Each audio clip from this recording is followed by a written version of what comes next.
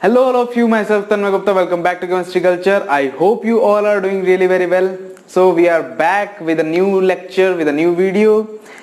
तो आज के लेक्चर में हम लोग बात करने वाले हैं वर्क डन के बारे में. पहले भी बात कर चुके हैं, बट इस वीडियो में पर्टिकुलरली हम लोग देखेंगे डिफरेंट प्रोसेसेस के लिए, डिफरेंट थर्मोडायनेमिक प्रोसेसेस के लिए कैसे कैसे वर्क को हम लोग डिफाइन करते हैं, क्या क्या फॉर्मूले हम लोग ड्राइव करते हैं जो कि न्यूमेरिकल्स में बहुत ज्यादा काम आएंगे. ओके, तो स्टार्ट करते हैं सबसे पहले वर्क से, है ना. जिन्होंने नहीं देखा है वो लेक्चर, वो डिस्क्रिप्शन बॉक्स में मिल जाएगा आपको लिंक, आप जाइए देखिए, वरना मैं थोड़ा सा ओवरव्यू दे देता हूं वर्क के ऊपर. ओके, तो वर्क क्या है? Work is a way of transfer of energy. Work is a way of transfer of energy. पहले ही बताया मैंने, ये way of transfer of energy, energy को ट्रांसफर करने का या एनर्जी को एक्सचेंज करने का एक तरीका है वर्क. वर्क के थ्रू हम लोग एनर्जी एक्सचेंज कर सकते हैं, है ना. लास्ट वीडियो में हम लोगों ने हीट के बारे में पूरी चीजें जानी थी, हीट कैपेसिटी वगैरह सब कुछ, है ना. तो it is a way of transfer of energy, जिसमें मैंने फॉर्मूला बताया था जो वर्क का था, वो था minus P external delta we. This formula is valid only if pressure is constant, है ना. Only if when pressure is constant. तो ये जनरल फॉर्मूला था, ठीक है. अब प्रेशर कांस्टेंट नहीं था तो वर्क का फॉर्मूला क्या आया था? Minus integration of P external d V from V initial to V final. ये हमारा वर्क डन का फॉर्मूला था फॉर एनी प्रोसेस. ये किसी भी प्रोसेस के लिए हो सकता है. ये सिर्फ तब लगेगा जब हमारा प्रेशर कांस्टेंट होगा, ठीक है ना. इतनी चीज क्लियर है. और क्या मैंने बताया था वर्क डन के लिए? ज्यादातर बातें हम लोग किसके लिए करेंगे? गैस के लिए, है ना. तो अगर किसी भी कंटेनर में या किसी भी सिस्टम में गैस ले रखी है, तो अगर वो एक्सपैंड करेगी, यानी when expansion occurs,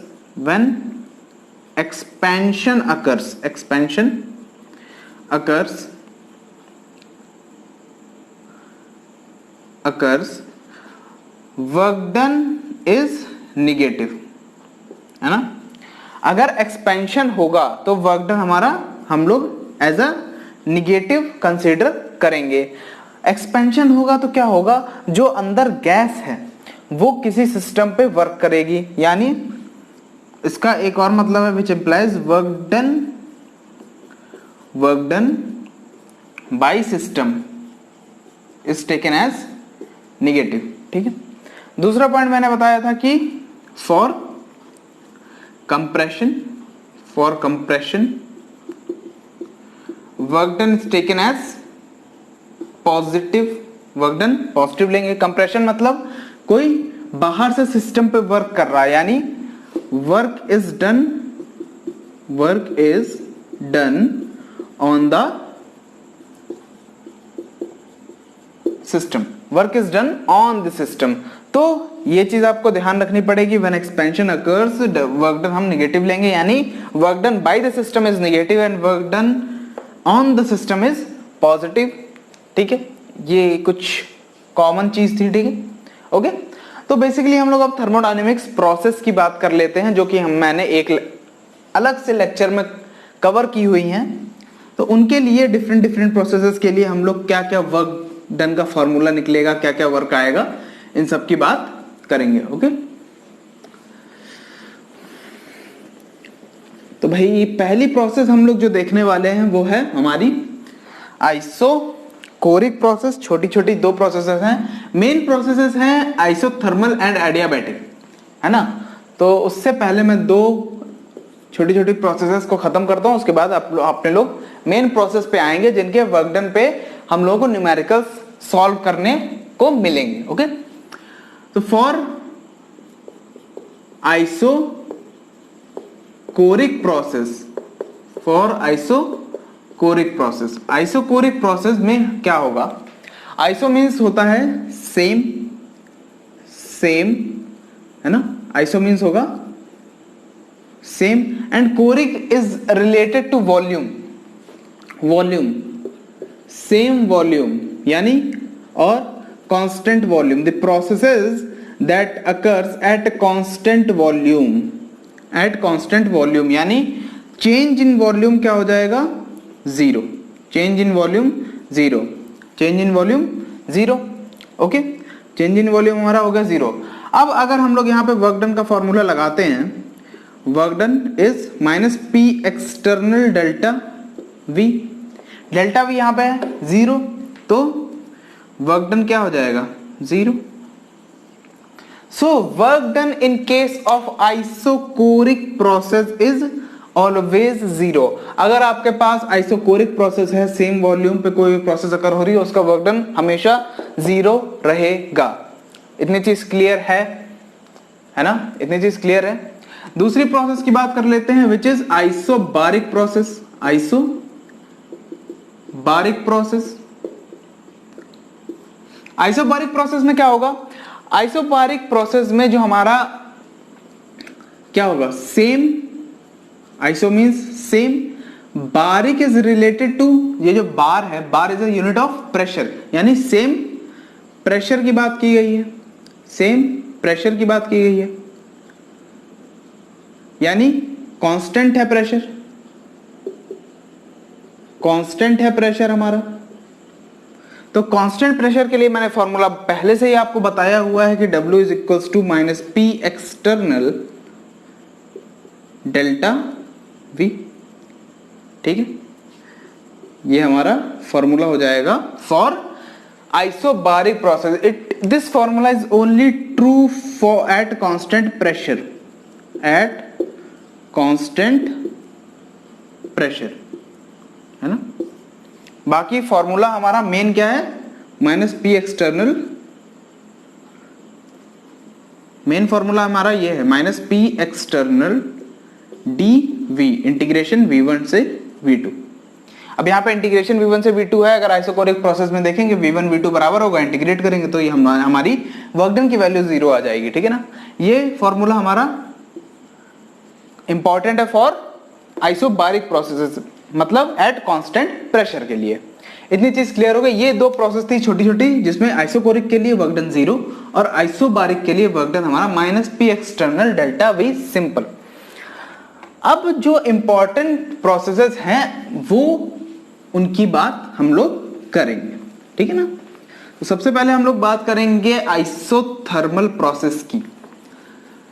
सबसे पहली बात करेंगे हम लोग आइसोथर्मल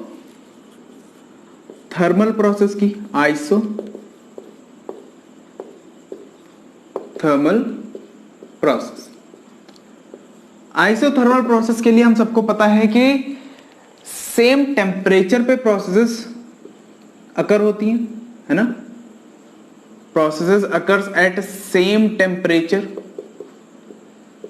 सेम टेम्परेचर पे प्रोसेसेस होंगी, जिसमें क्या होगा, सेम टेम्परेचर होगा तो डेल्टा टी जीरो होगा, चेंज इन टेम्परेचर हमारा जीरो होगा for isothermal processes. Isothermal processes के लिए हमारा डेल्टा टी की वैल्यू जीरो होगी। आइसोथर्मल प्रोसेस में अगर आपको ध्यान हो, मैंने पहले भी लेक्चर में बताया है कि एक लॉ काम करता है बहुत important, which is Boyle's law, है ना। बॉयल्स लॉ जो क्या कहता है, at constant temperature pressure of a gas is inversely proportional to the volume, यानी ये रिलेशन हमारा बॉयल्स लॉ देता है। बॉयल्स इक्वेशन होती है P1 V1 is equals to P2 V2, यहां से क्या हो जाएगा, PV is equals to constant, है ना। अरे भाई डायरेक्टली प्रोपोर्शनैलिटी का साइन हटाएंगे, प्रोपोर्शनैलिटी का साइन हटाएंगे तो एक इक्वल और एक कांस्टेंट आएगा ना, एक इक्वल और एक कांस्टेंट आएगा। तो यहां से हमारी ये इक्वेशन बनके आती है, P1 V1 is equals to P2 V2। इस इक्वेशन का यूज होगा हमारे डेरिवेशन में, ठीक है। बॉयल्स लॉ यूज होता है हमारा एट कांस्टेंट टेम्परेचर, ठीक है। ये बॉयल्स इक्वेशन है हमारी, ओके। आइसोथर्मल प्रोसेस पता चल गई ना, जिसमें चेंज इन टेम्परेचर जीरो होता है। अब इसका वर्क डन निकालेंगे, वर्क डन निकालने, तो तो सबसे पहले तो जान लेते हैं कि इसका वर्क डन होता क्या है।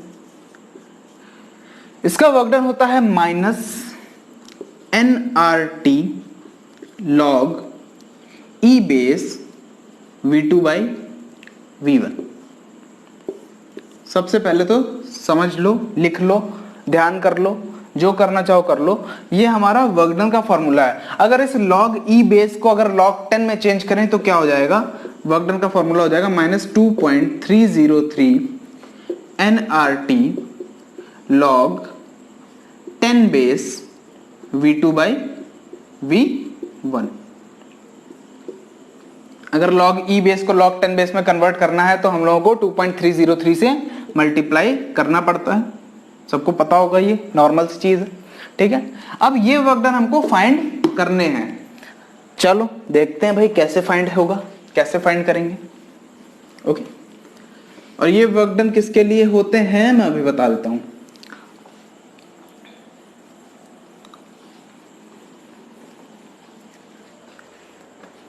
ठीक है ना। आइसोथर्मल प्रोसेस के अंदर जो पहली प्रोसेस हमको पढ़नी है वो है रिवर्सिबल आइसोथर्मल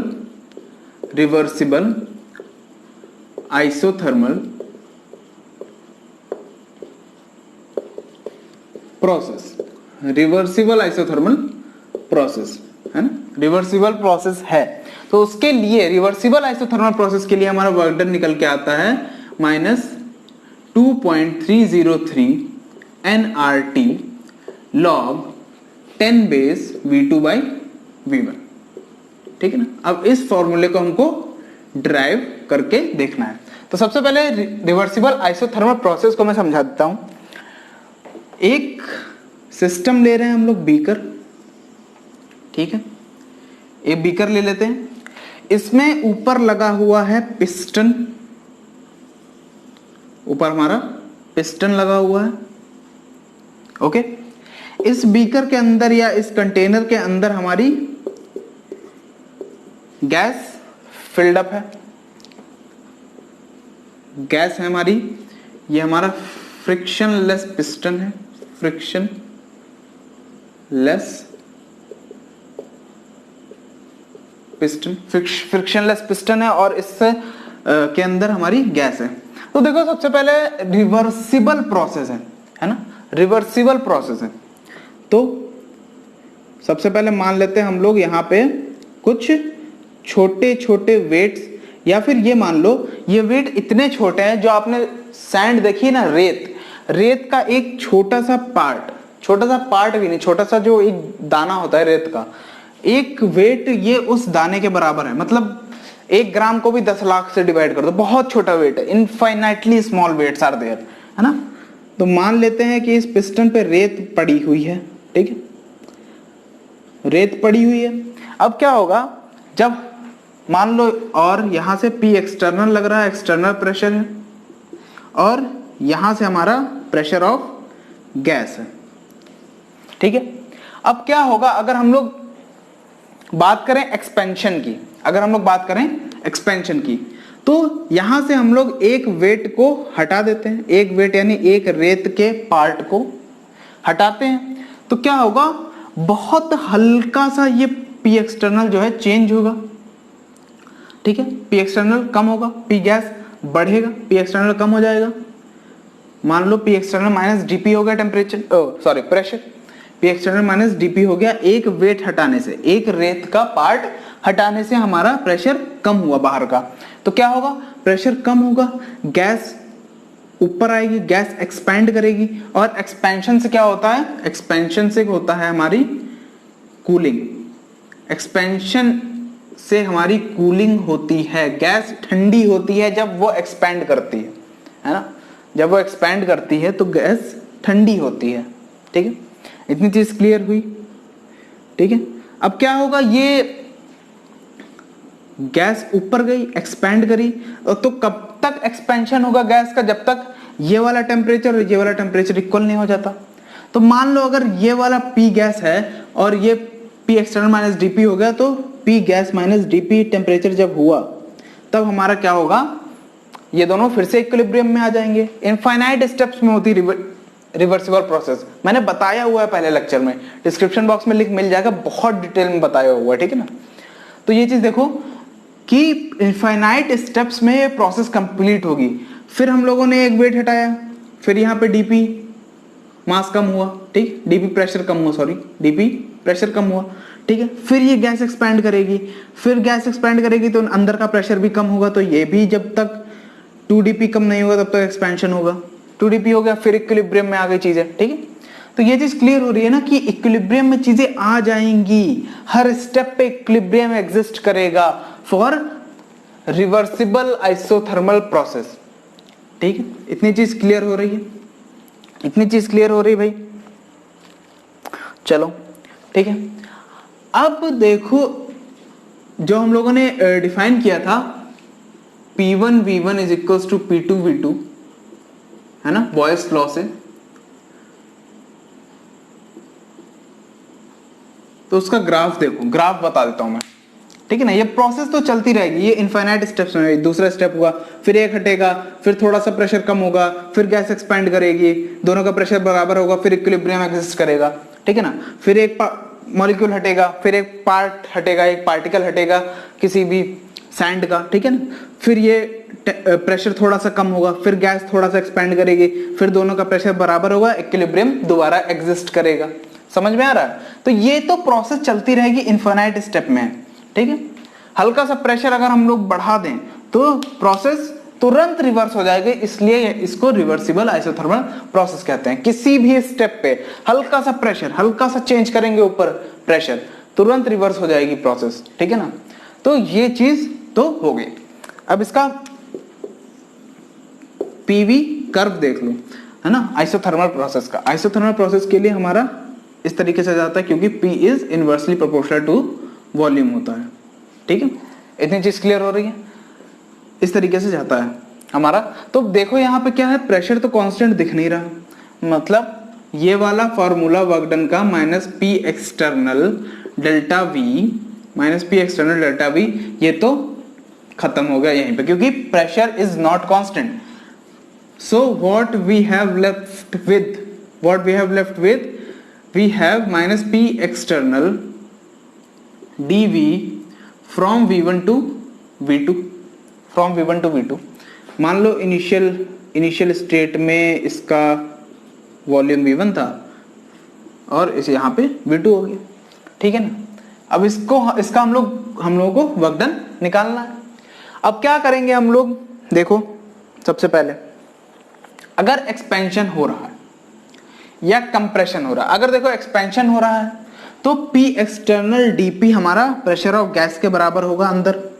टोटल अगर हम लोग ये प्रेशर ऑफ गैस मान लें, ठीक है, प्रेशर ऑफ गैस मान लें, ठीक है, तो हर स्टेप में इक्विलिब्रियम है, हर स्टेप में, तो P एक्सटर्नल माइनस dP, है ना। अगर हम लोग पहला स्टेप देखते हैं, पहला स्टेप देखें तो P external minus dP is equal to the pressure of the gas, ठीक है ना। तो pressure of the gas is equal to P external minus dP, ठीक है।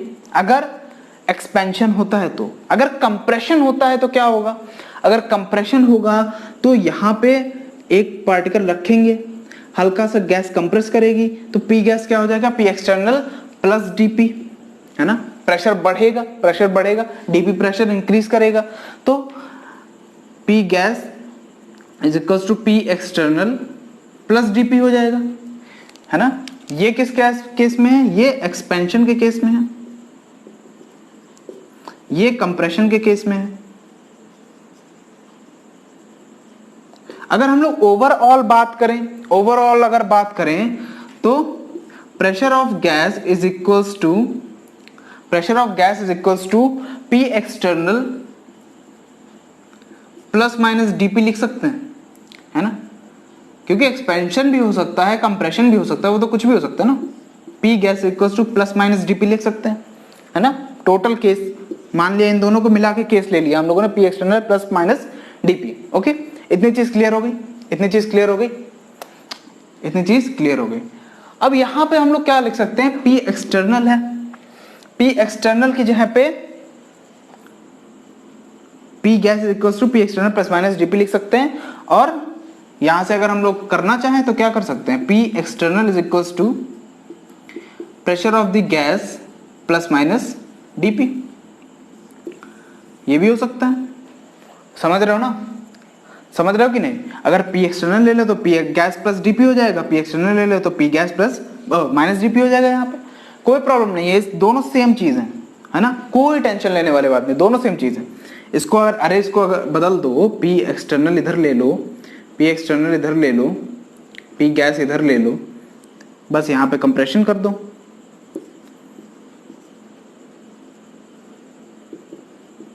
यहाँ पे एक्सपेंशन कर दो, है ना। P external is equal to P gas plus dP, समझो इस चीज को, है ना। यहां से ही देखो बार बार ये चीजें हो रही हैं। अगर आपको डायरेक्ट समझना है तो डायरेक्टली भी मैं अभी आपको बता दूंगा, ठीक है ना, डायरेक्टली भी बता दूंगा, बट ये एक प्रोसेस है, एक मेथड है जो जिसको लेके चलो तो ज्यादा अच्छा है ना। Okay, P gas equal to P external plus minus dP या P external equal to P gas plus minus dP। इतनी चीज हम लोगों को क्लियर हो गई। हम सबको पता है कि PV is equals to nRT होता है फॉर आइडियल गैस, ठीक है ना, जहां पे ये प्रेशर किसका होता है, pressure of the gas, pressure of the gas का हम लोगों के पास ये होता है।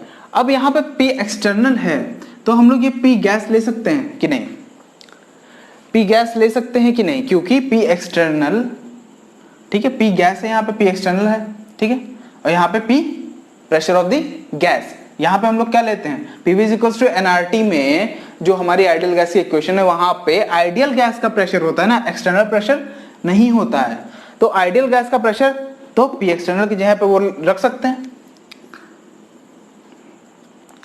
एक्सटर्नल प्रेशर की जगह पे P1 से V2, P एक्सटर्नल की जगह पे P gas plus minus dP, P gas plus minus dP into dV।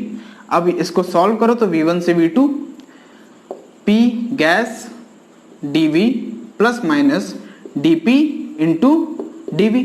अब ये जो dP dV का प्रोडक्ट है ये बहुत ज्यादा स्मॉल है, बहुत ज्यादा स्मॉल है, too much small, too much small, बहुत ज्यादा स्मॉल है। तो इस वाले पार्ट को हम लोग निग्लेक्ट कर देते हैं, बहुत ज्यादा स्मॉल है ना, dP फिर dV, dP is very small change in pressure, dV is also very small change in volume, तो dP dV का जो प्रोडक्ट होगा वो और ज्यादा स्मॉल हो जाएगा, है ना। तो इसको हम लोग नेग्लेक्ट कर देते हैं। अब यहाँ पे हम लोग के पास P गैस आ गया, प्रेशर ऑफ द गैस आ गया। प्रेशर ऑफ द गैस की जगह पे हम लोग nRT अपॉन V लिख सकते हैं। From ideal gas equation we have right from P gas is equals to nRT upon V, that P gas equals to nRT upon V। तो V1 से V2, ठीक है। अब होगा क्या, क्या होगा यहाँ पे कि N is the number of moles constant, R is gas constant, temperature constant, क्योंकि आइसोथर्मल प्रोसेस है तो nRT बाहर आ जाएगा, nRT बाहर आ जाएगा, integration of dV by V, V1 से V2, ठीक है। अब क्या होगा कि dV बाई V का इंटीग्रेशन होगा, dV बाई V का इंटीग्रेशन इज log V, है ना, nRT log V log V from V1 से V2, ओके। अब क्या हो जाएगा, यहाँ पे लिमिट रख दो, nRT माइनस लगा लो, माइनस लगा लो, माइनस लगा लो, माइनस लगा लो, माइनस लगा लो, minus nRT log V2 minus log V1, log m minus log n का फॉर्मूला होता है log m upon n, we all know that. तो क्या हो जाएगा, minus nRT log V2 by V1। Clear हुई, ये E बेस में है, okay, base E, natural logarithmic है ये, ठीक है। अब अगर इसको हम लोग चेंज करना चाहें किसमें, log 10 में, तो क्या कर दें, 2.303 से मल्टीप्लाई माइनस 2.303 से multiply nRT log 10 base V2 by V1। आ गया हमारा वर्क डन का फॉर्मूला, आ गया भाई वर्क डन का फॉर्मूला, ठीक है ना। समझ आ रहा है, डेरिवेशन समझ आया, क्योंकि डेरिवेशन की देखो कोई जरूरत नहीं है, आपको लर्न क्या करना है, आपको ये फॉर्मूला लर्न करना है, और जितने फॉर्मूले इससे मैं अभी बताऊंगा वो लर्न करने हैं, बस इससे ज्यादा कुछ नहीं। डेरिवेशन एक फील देता है आपको कि हाँ किस तरीके से ये चीजें प्रोसीड हो रही हैं, किस तरीके से ये फॉर्मूला आया है भाई, किस तरीके से प्रोसेस हो रही है ना। ये सारी चीजें पता चलती हैं हमको जब हम लोग डेरिवेशन को करते हैं। इतनी चीज क्लियर हो गई ना, निकल आया हमारा फॉर्मूला। देखो इसको अलग से लिख देते हैं,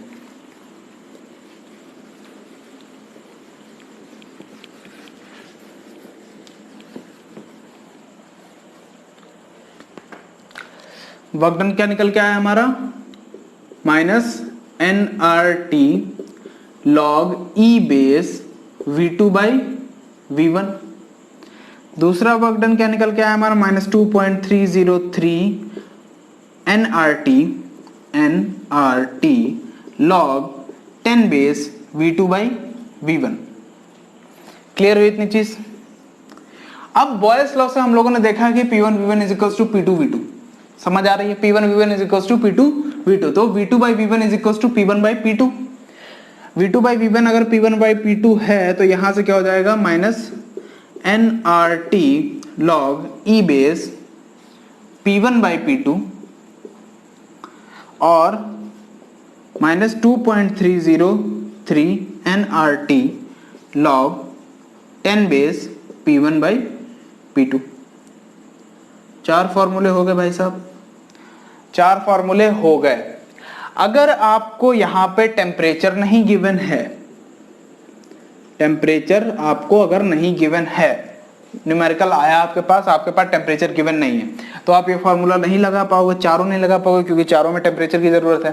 तो क्या करोगे, यहाँ पे P1 V1 is equals to P2 V2 होता है, तो सीधे सीधे लिख दो minus nRT log E base V2 by V1, और ये nRT की जगह क्या लिख सकते हो, P1 V1 या P2 V2। P1 V1 ideal gas के लिए PV is equals to nRT होता है ना, तो P1 V1 is equals to nRT या फिर P2 V2 is equals to nRT, दोनों चल जाएंगे, जो भी आपको दिया हो इन न्यूमेरिकल्स उसके हिसाब से, ठीक है ना। प्रेशर के टर्म्स में भी आप लोग ये फॉर्मूले यूज कर सकते हो, ठीक है। इतनी चीज क्लियर होगी भाई। आइसोथर्मल रिवर्सिबल आइसोथर्मल प्रोसेस के लिए हमारे वर्क डन के इतने सारे फॉर्मूले आ गए। कुछ याद रखने वाली कोई उतना बड़ा वो नहीं है कि 4 4 5 5 6 6 फॉर्मूले हैं, कुछ नहीं है। nRT minus log E base V2 by V1, P1 V1 is equals to P2 V2 from Boyle's law, तो यहां से P1 बाई P2 हो गया। अब log E बेस को log 10 बेस में कन्वर्ट करेंगे, 2.303 से मल्टीप्लाई कर देंगे। जैसी रिक्वायरमेंट हो न्यूमेरिकल की वैसे आपको फॉर्मूला लगाना है, क्वेश्चन को सॉल्व करना है। ओके चलो ठीक, बढ़िया। ये हो गया हमारी रिवर्सिबल आइसोथर्मल प्रोसेस। अब हम बात करेंगे हमारी इरिवर्सिबल आइसोथर्मल प्रोसेस की, है ना। इरिवर्सिबल आइसोथर्मल प्रोसेस,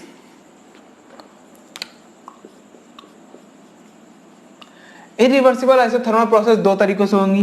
पहला इन वैक्यूम, है ना, इन वैक्यूम।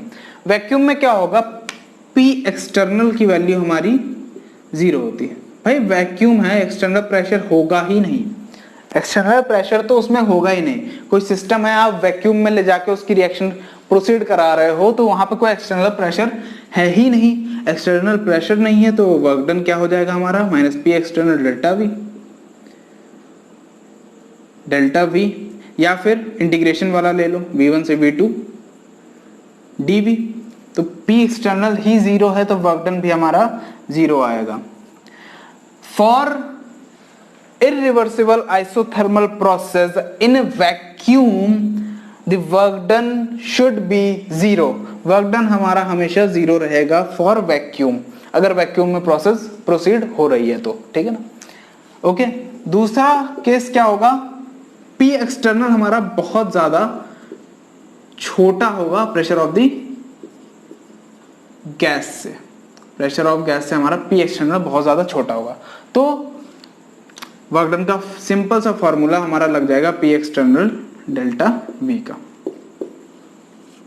ठीक है ना, है ना। इरिवर्सिबल प्रोसेस तो सडनली चेंज होगा, सारे वेट एक साथ हटा दो, सारे वेट एक साथ हटा दो तो एकदम से एक्सपैंड कर जाएगी गैस पूरी, और एट लास्ट रुकेगी जाके जब तक प्रेशर हमारा काफी चेंज हो चुका होगा। तो पी एक्सटर्नल डेल्टा वी, अगर कोई भी इरिवर्सिबल प्रोसेस है तो हर इरिवर्सिबल प्रोसेस के लिए हमारा P external delta we formula valid होता है, ठीक है ना। P external delta we formula valid है, ओके। तो इतनी चीज क्लियर हो गई इरिवर्सिबल आइसोथर्मल प्रोसेस और रिवर्सिबल आइसोथर्मल प्रोसेस की बात, ठीक है। एक चीज और देख लो, इरिवर्सिबल आइसोथर्मल प्रोसेस है तो इसके लिए डेल्टा एच हमारा एंथैल्पी चेंज हमेशा 0 रहेगा। नोट डाल के लिख दो, note for reversible isothermal process, for reversible isothermal process delta H हमेशा 0 एंड डेल्टा यू भी 0।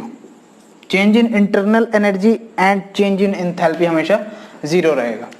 ये नोट डाल के एक पॉइंट लिख लो छोटा सा, ठीक है, ओके। इतनी चीज क्लियर हुई। अब बात करेंगे हम लोग, बढ़ेंगे आगे और एडियाबैटिक प्रोसेस की, ओके। एडियाबैटिक प्रोसेस की बात करेंगे भाई। वर्क डन आइसोथर्मल का समझ आया है भाई, समझ आ गया होगा आई थिंक। मेन दो ही प्रोसेस है हमारे में, आइसोथर्मल एंड एडियाबैटिक, है ना। फोर्थ प्रोसेस हमारी adiabatic process, adiabatic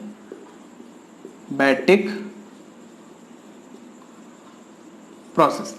adiabatic process के लिए क्या होता है, heat change, heat change is 0, यानी Q की वैल्यू हमारी 0, हीट चेंज हमारा 0 होगा। एडियाबैटिक प्रोसेस है, यानी जो हमारी वॉल्स होंगी किसी भी कंटेनर की या किसी भी सिस्टम की, वो हमेशा एडियाबैटिक रहेंगी, है ना। उनमें से ना हीट, अगर ये हम लोग मान ले कोई सिस्टम है तो इसकी वॉल्स हमेशा आइसोलेटेड रहेंगी, है ना, आइसोलेटेड वॉल्स, आइसोलेटेड वॉल्स, ना हीट सिस्टम से बाहर जा सकती है ना हीट सिस्टम से अंदर आ सकती है। Heat change will be 0 always, है ना। Q की वैल्यू हमारी 0 रहेगी। एडियाबैटिक प्रोसेस में जैसे हम लोगों ने आइसोथर्मल प्रोसेसेस के लिए बॉयल्स लॉ, बॉयल्स इक्वेशन का यूज किया है, बॉयल्स इक्वेशन का यूज किया है जो कि थी P1V1 is equals to P2V2, ठीक, ओके। एडियाबैटिक प्रोसेस के केस में भी हमारी एक इक्वेशन यूज होती है विच इज P1V1 की power gamma is equals to P2V2 की पावर गामा, P1V1 की power gamma and is equals to P2V2 की पावर गामा, ओके। ये हमारी पॉइजन्स इक्वेशन कहलाती है, पॉइजन्स इक्वेशन, ठीक है ना, लिख लो नाम, पॉइजन्स इक्वेशन। पॉइजन्स इक्वेशन कहलाती है। जैसे हमारे आइसोथर्मल प्रोसेस में P1V1 is equals to P2V2 use हुआ था एज पर बॉयल्स इक्वेशन, वैसे ही हमारी एडियाबैटिक प्रोसेस में P1V1 की power gamma is equals to P2V2 की पावर गामा यूज होगा। या फिर इसको हम लोग ऐसे भी लिख सकते हैं, PV की power gamma is equals to constant, है ना, ऐसे भी लिख सकते हैं, कोई प्रॉब्लम नहीं है, ओके। इतनी चीज क्लियर हुई। अब देखो इसका हम लोग ग्राफ देख लेते हैं, एडियाबैटिक प्रोसेस का पीवी कर्व। एडियाबैटिक प्रोसेस का भी पीवी कर्व इस ही तरीके से होता है ना, जैसा आइसोथर्मल का होता है। बस आइसोथर्मल और एडियाबैटिक में डिफरेंस है। आइसोथर्मल का कुछ इस तरीके से होता है,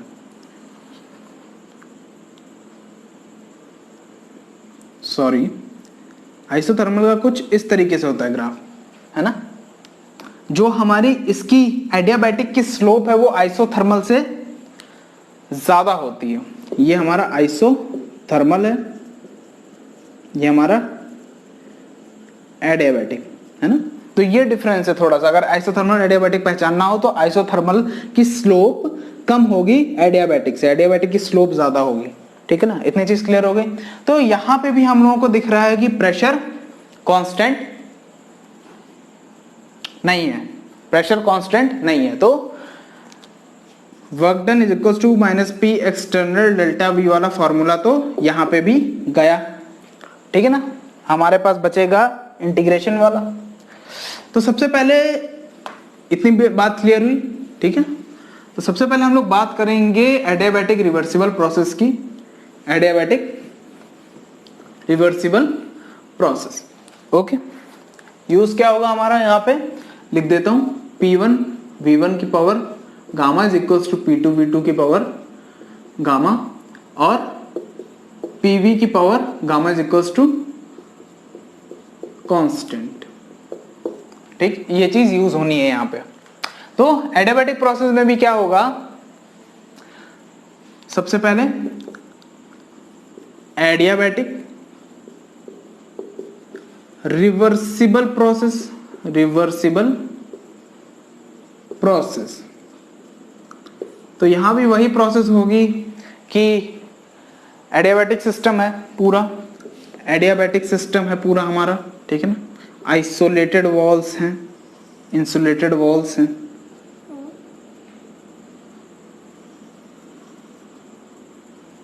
ठीक, इंसुलेटेड वॉल्स हैं। पिस्टन जो हमारा है वो भी इंसुलेटेड ही है, पिस्टन भी हमारा इंसुलेटेड ही है। पिस्टन वॉल्स सारी सब कुछ इंसुलेटेड है, अंदर गैस फिल्ड अप है ना। तो प्रोसेस यहाँ भी वैसे ही प्रोसीड होगी, छोटे छोटे वेट हटाएंगे, वेट हटाएंगे, प्रेशर घटेगा, बाहर का गैस एक्सपैंड करेगी, गैस का टेम्परेचर कम होगा, गैस का प्रेशर भी कम होगा, फिर से एक वेट हटाएंगे, फिर एक्सटर्नल प्रेशर कम होगा, फिर से गैस का प्रेशर बढ़ेगा, है ना, गैस एक्सपैंड करेगी, दोनों का प्रेशर बराबर होगा, इक्विलिब्रियम में आ जाएगी, ठीक है। तो यही चीजें होनी है यहाँ पे भी, ओके। सेम प्रोसेस रहेगा बट एडियाबैटिक रहेगा, यानी ये हमारी टोटली नॉन कंडक्टिंग या फिर इंसुलेटिंग वॉल्स रहेंगी, टोटली इंसुलेटिंग वॉल्स रहेंगी हमारी यहाँ पे, ठीक। अब क्या होगा, हमारे पास फॉर्मूला बचता है W is equal to minus integration V1 से V2 P एक्सटर्नल dV। ये फॉर्मूला हमारे पास रह गया, ओके। अब क्या होगा कि P एक्सटर्नल, ये हमारा एक्सटर्नल प्रेशर है यहाँ पे, ठीक है, ये हमारा प्रेशर ऑफ द गैस अंदर से। अब P एक्सटर्नल की जगह पे हम लोग क्या लिख सकते हैं, देखो क्या लिख सकते हैं, P1 V1 की पावर गामा है, P2 V2 की पावर गामा है, PV की power gamma is equal to constant. Constant की जगह पे हम लोग कोई भी कांस्टेंट ले लेते हैं, C कांस्टेंट हम लोगों ने कंसीडर कर लिया, PV की power gamma is equal to constant C। अब ये भी इक्वल टू C हो जाएंगे क्योंकि सब कुछ इक्वल ही है। PV की power gamma is equal to C, तो P1 V1 की power gamma is equal to P2 V2 की power gamma is equal to C, सब कुछ C के इक्वल हो जाएगा, ठीक है। तो यहां से हम लोग P एक्सटर्नल की वैल्यू क्या लिख सकते हैं, C अपॉन V की power gamma, C upon V की पावर गामा लिख सकते हैं।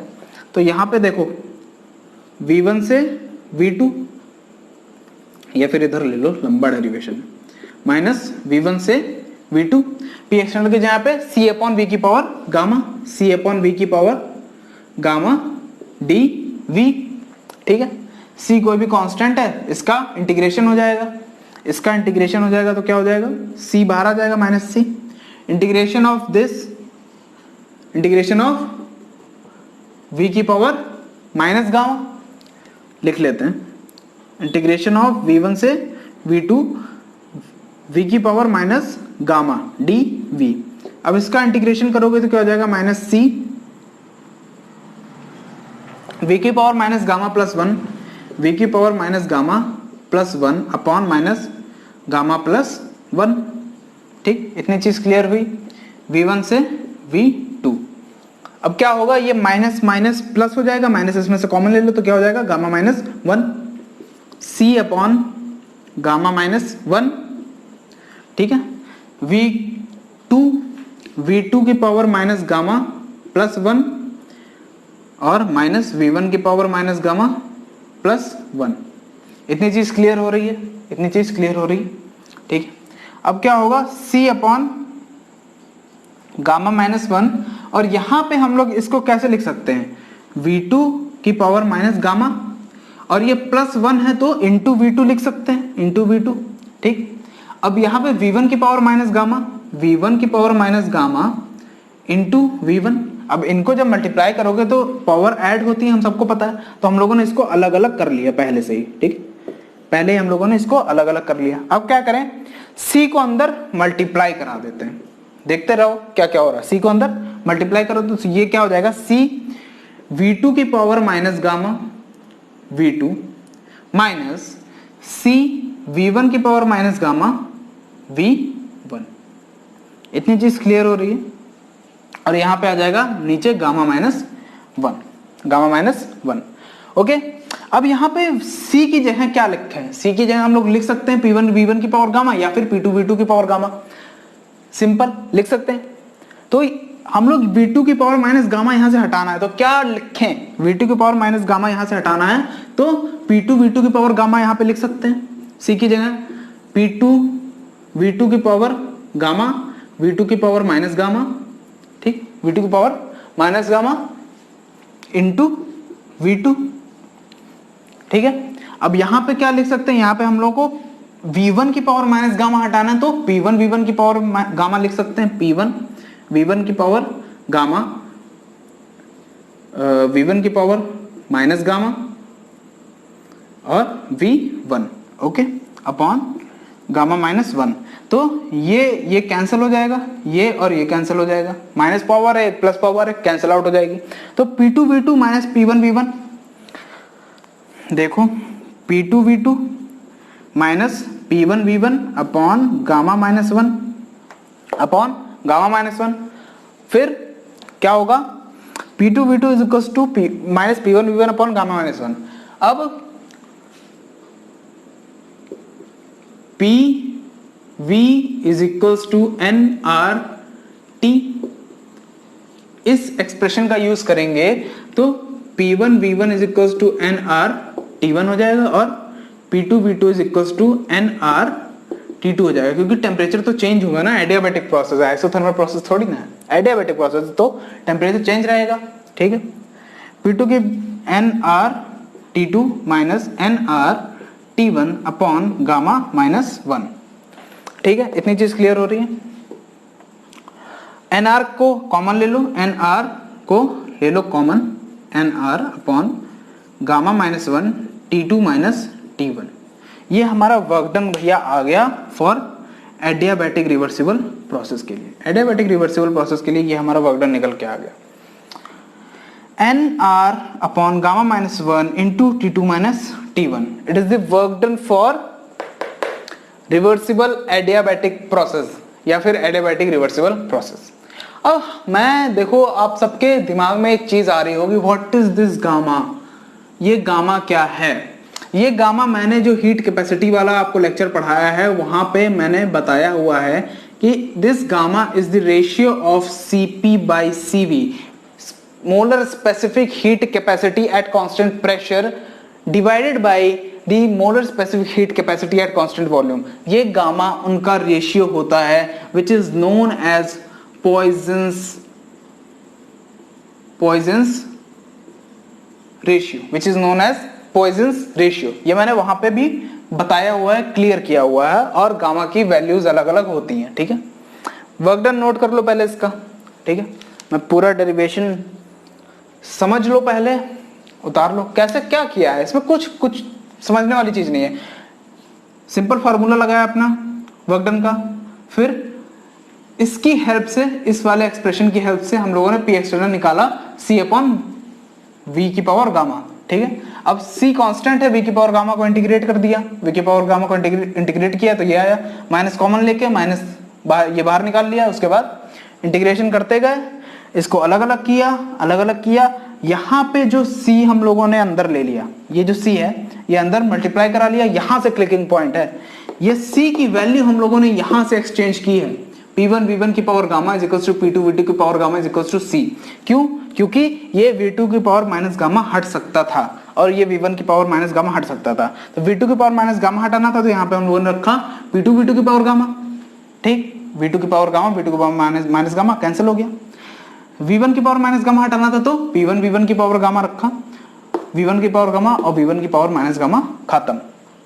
ठीक है, P2 V2 P1 V1। उसके बाद हम लोगों ने लगाया ideal gas equation, P1 V1 is equals to nRT1, P2 V2 is equals to nRT2, nRT2 minus nRT1, nR common आ गया, gamma upon gamma minus 1 into T2 minus T1, that's it. ये हमारा वर्क डन का formula आ गया।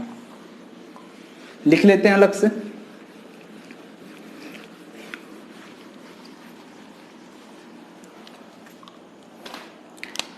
Work done is equals to nR upon gamma minus 1 T2 minus T1।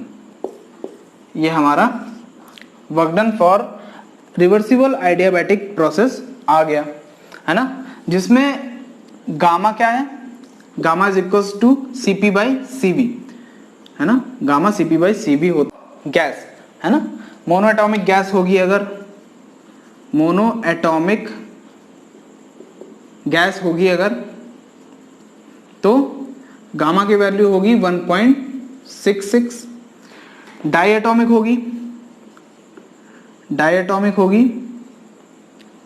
Gas होगी तो gamma की वैल्यू हो जाएगी 1.40।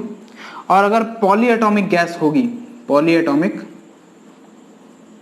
गैस हुई तो गामा की वैल्यू हमारी हो जाएगी 1.33।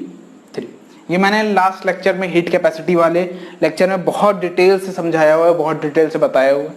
नहीं देखा तो देख लो जाके भाई, समझ लो कॉन्सेप्ट। तो ये था हमारा एडियाबैटिक रिवर्सिबल प्रोसेस के लिए वर्क डन। ठीक, अगर इररिवर्सिबल प्रोसेस के लिए देखो, for irreversible process, adiabatic process ही है ना, तो उसके लिए हमारा वर्क डन सीधा सीधा हो जाएगा minus P external delta we. कोई भी हमारा इररिवर्सिबल प्रोसेस हो, डायरेक्टली आपको फॉर्मूला लगाना है minus P external delta we. Okay, इतनी चीज क्लियर हो गई, हाँ भाई, वर्क डन समझ आ गया इसका। और आइसोथर्मल प्रोसेस का वर्क डन क्या था, आइसोथर्मल प्रोसेस का वर्क डन क्या था, minus N R T log E base V2 by V1। Okay, इतनी चीज क्लियर हो गई। एक नोट डाल के एक बात और लिख लो, ये जो P1 V1 की power gamma is equals to constant, मतलब PV की power gamma is equals to constant है, ये और भी टर्म्स में होता है, जैसे PV की power gamma is equals to constant है। ठीक है, और क्या होता है एडियाबैटिक प्रोसेस के लिए, T की पावर गामा P की power 1 minus gamma is equals to constant, ये भी एक एक्सप्रेशन होता है। ठीक है, ये भी एक एक्सप्रेशन होता है TP की फॉर्म में, और V और T की फॉर्म में भी एक एक्सप्रेशन होता है, विच इज V की power gamma minus 1 into T is equals to constant. तो ये एक नॉर्मल सी छोटी सी चीज है, ठीक है ना। ये तीन इंपॉर्टेंट बातें हैं जो आपको याद रखनी है।